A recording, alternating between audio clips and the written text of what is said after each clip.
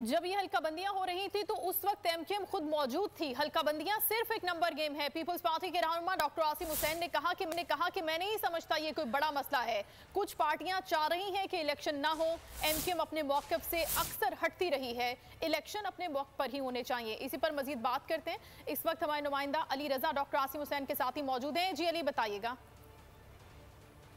जी बिल्कुल, मैं Pakistan peoples party के रहनुमा डॉक्टर आसिम के साथ मौजूद हूं और इस वक्त जो एमक्यूएम और पीपल्स पार्टी को लेकर इख्तलाफ चल रहे हैं। इलेक्शन में जमात इस्लामी चाहती है कि 15 जनवरी को हो, पाकिस्तान तहरीक इंसाफ चाहती है कि 15 जनवरी को हो। अब जो इत्तेहादी जमात है एमक्यूएम पीपल्स पार्टी, जो कि अभी इख्तलाफ की जद में है, मैं डॉक्टर आसिम साहब से जानने की कोशिश करता हूँ। इलेक्शन आगे हो, ये सियासत है और सियासत के अंदर एवरीथिंग इज़ पॉसिबल।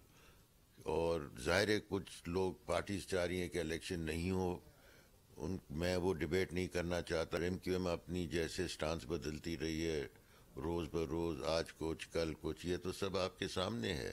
बंदियों के हवाले से जो सर ये बात कर रहे थे, तो क्या इलेक्शन एक्सपेक्टेड है कि ये थोड़ा सा आगे ये एक नंबर गेम है।